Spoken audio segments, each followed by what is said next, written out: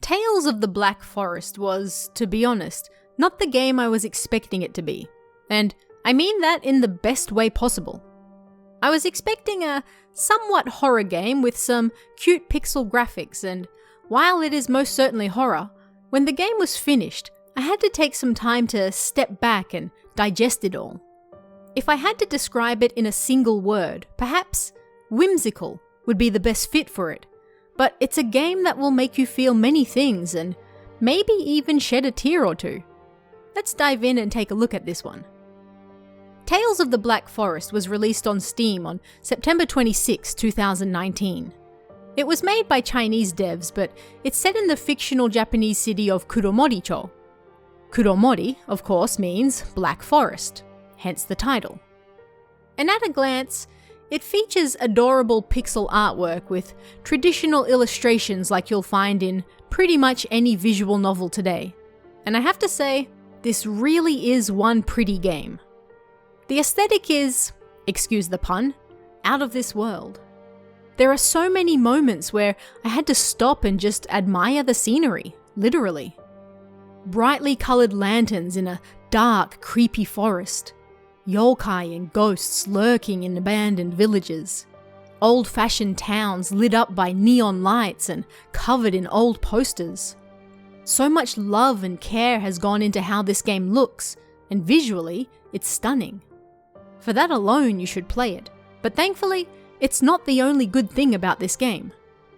To briefly sum it up, the game follows Kihara Kashin, who wakes up to find herself in an unfamiliar train station. Everything is foggy and dark, but she soon realizes that she's near Kuromori town. Her family used to live there before a car accident turned their lives upside down, but they moved away when Kashin was only young, so she doesn't remember much about it. The game opens with some small snippets about how Kashin's mother passed away and how it made her father reclusive and quiet. But first things first, she needs to find a way out of the station. Inside the station, she hears an eerie radio broadcast, and it reminds her that there have been rumours that the world will end next year. There's mention of religious groups and cults, which will play a huge part in the story. And then, something strange happens. A feather shines brightly and Kashin finds herself plunged into darkness. When she wakes up, she finds herself in the same station, but it looks different now. It's well maintained and functional, not the abandoned wreck it just was. There's also a young girl here who can't speak, and so communicates through writing. This girl with the white hair reveals what will become an important mechanic throughout the game, something they call Nensha. This allows Kashin to touch an electrical appliance that is working to, in essence, read and enter its memories. In practice, that takes her back to a certain time in the past, where she can influence and change events that will then affect the present. The only thing she can't do, of course, is change someone's death. Inside the station, she finds a notice from the Railway Safety Commission that warns people to cover their mouth and nose with a cloth if they detect any unusual gas, and to go to the hospital for a prompt examination. This reminds Kashin of the 1995 Eidan subway gas attack, which forms much of the basis for the story.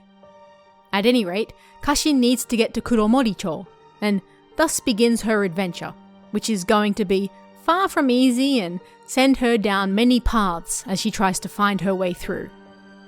The game is split into 3 chapters, with each taking about an hour or two, depending on how much you want to explore and how thoroughly you want to backtrack and check things once again.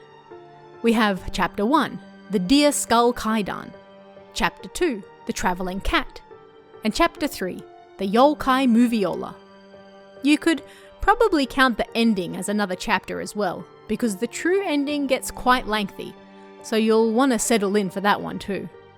All up, the game took me just under 5 hours, which seems to be about the average if you're the type who likes to check everything. And with this game, I highly recommend you do. One of my favourite things about this game was just how much lore is spread throughout the world.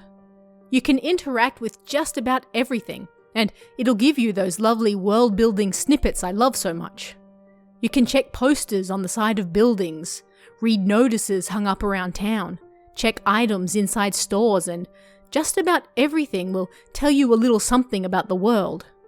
It might be something important to the story, or it could just be flavor text, but it helps make the world feel real and lived in, or at least once lived in. I won't get too deep into the plot here because I might do a lore video on this game at some point, but the game uses real-life events, folklore, and urban legends to build a fictional tale that you have to uncover and solve. The main basis of the game is the 1995 Tokyo subway gas attack, and the game uses that to tell a story involving a town on the verge of dying out and some unfortunate economic choices they make right as the Japanese bubble burst in the late 1990s, an event that destroyed numerous lives all over the country, but especially hit those in towns like the one we find in this game pretty hard. Both of these events are tied to a religious cult involved in the village, and this cult and the numerous actions they took also affected Kashin's family when she was just a child. As such, she's too young to remember what happened, and the game involves her exploring both the present and the past through her Nensha ability to uncover the truth and somehow free the town of Kuromori from the horrible monsters that are haunting it. This isn't a terribly difficult game to play, and it's mostly here to tell a deep, rich, and moving story. Gameplay involves simple exploring and interacting with the environment, the occasional puzzle you must solve to move forward, and just a few chase scenes peppered throughout to ratchet up the tension. The chase scenes can be a little annoying because many of them involve following a predetermined path that you naturally won't know until you've died numerous times. But you start back at the beginning of the short chase each time, so it's not the end of the world. None of them took me a terribly long time to get through, and chase scenes are my absolute least favourite things in video games. So there you go. None of the puzzles are particularly taxing either, and should seem fairly obvious at a glance. Outside of exploration, however, most of the game takes place in a visual novel format. You'll be doing a lot of reading in this game, and at times it can feel like all you're doing is pressing the button to go forward and read even more text. I don't mean this in a bad way, because the game's strength is its story. But if you're expecting a ton of RPG Maker action and not so much Higurashi-style visual novel reading, then you might find yourself zoning out at parts. For me, the game had a nice mix of reading, exploring, puzzling, and chasing, and only occasionally did I feel like I was simply walking to the next scene so I could read even more endless text. Your mileage may vary depending on how much you want to read and how much you want to explore. If I have any real complaints about the game, it would probably be the translation. The game has been translated from Chinese to English, and there is even a translation community that's credited for looking over the subs, but, well, they're not always the best. Don't get me wrong, the majority of the game is fine. This isn't some weird translation where you're going to be wondering what they're even trying to say. For the most part, it's fantastic. But it's those parts that aren't fantastic that I wish could have been fixed beforehand. Not so much spelling mistakes, of which I only noticed a few, but more odd phrasings and some strange desire to use random Japanese words with the English in brackets afterwards.